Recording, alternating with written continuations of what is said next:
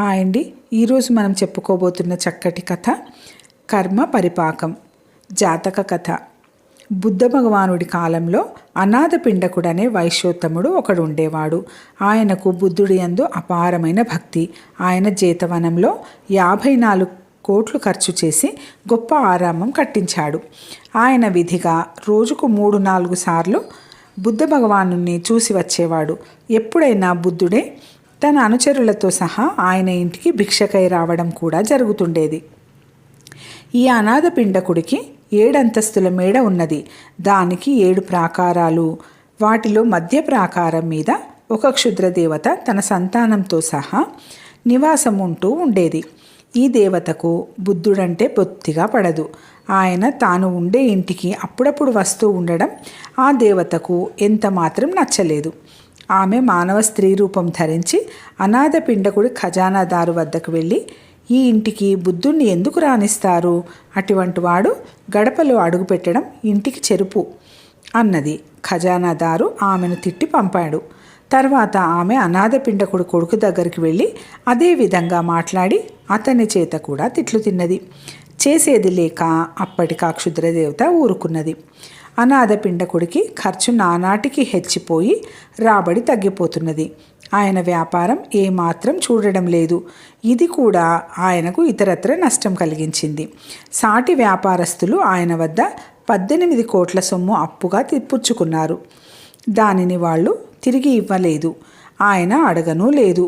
మరొక 18 కోట్ల ధనం బిందెలలో అచిరవతి నదీ తీరాన పాతిపెట్టిస్తే నదికి వరదలు వచ్చి ఒడ్లు కరిగి ఆ బిందెలు కాస్త సముద్రంలోకి కొట్టుకుపోయాయి.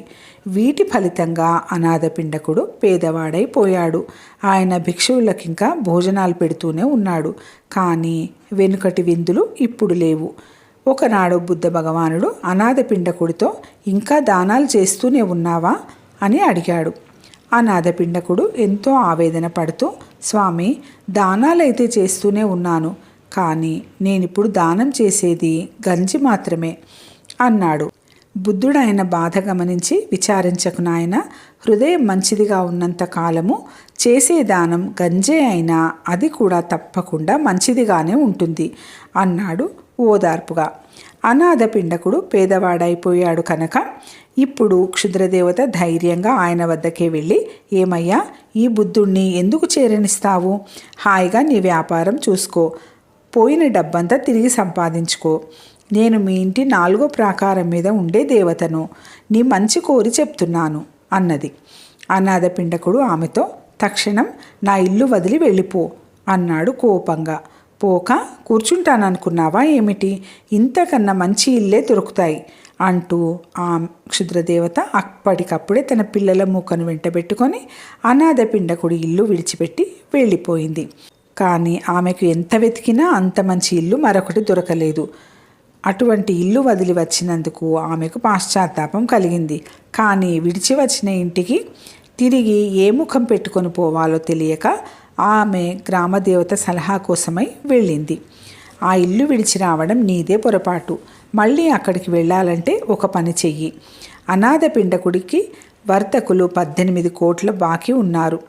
నువ్వు అతడి గుమాస్తా రూపంలో వర్తకుల వద్దకు వెళ్ళి ఆ 18 కోట్లు వసూలు చెయ్యి. అనాథ పిండకుడి ధనపు బిందెలు 18 కోట్ల ధనంతో సహా సముద్రం చేరాయి. వాటిని తీసుకురా. ఫలాని చోట అనాథ పిండకుడికి 18 కోట్ల విలువ చేసే ఆస్తి ఉన్నది. ఈ సంగతి ఎవ్వరికీ తెలియదు. ఆ ఆస్తిని కూడా అనాథ పిండకుడి పరం చెయ్యి.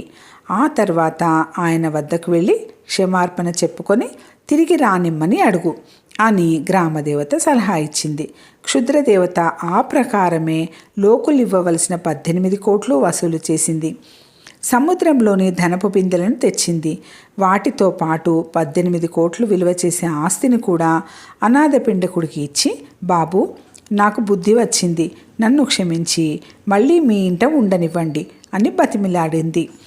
ఈ క్షమాపణ బుద్ధ భగవానుడి ఎదుట చెప్పుకో అన్నాడు అనాథ పిండకుడు క్షుద్రదేవతతో. ఆమె అనాథ పిండకుడి వెంట జేతవనానికి వెళ్ళి బుద్ధుడి ఎదుట జరిగినదంతా చెప్పుకొని క్షమార్పణ వేడింది. అంతా విని బుద్ధ భగవానుడు ఈ విధంగా అన్నాడు, దుష్కర్మ చేసేవాడు తన కర్మ పరిపక్వం అయ్యేదాకా తాను మంచి పనే చేస్తున్నాను అనుకుంటాడు. ఫలితం అనుభవించవలసి వచ్చినప్పుడు కానీ నిజం బోధపడదు.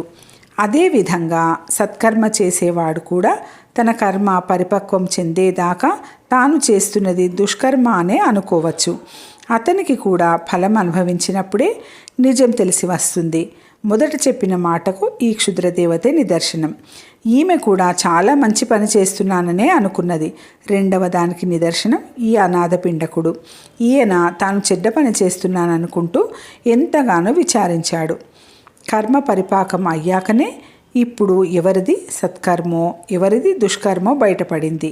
ఈ మాటలు విన్న మీదట క్షుద్రదేవత తన బుద్ధి మార్చుకొని బుద్ధుడి యందు ద్వేషం విసర్జించి గంపెడి పిల్లలతో సహా అనాథ పిండకుడి ఇంటి 4వ ప్రహరీ వద్ద యథాప్రకారం నివాసం చేయసాగింది. కథ సమాప్తం. మరో మంచి కథతో తిరిగి కలుసుకుందాం. ఈ కథ కనుక మీకు నచ్చినట్టయితే లైక్ చేసి సబ్స్క్రైబ్ చేసుకొని మీ ఆత్మీయులకు షేర్ చేయగలరు. ధన్యవాదాలు.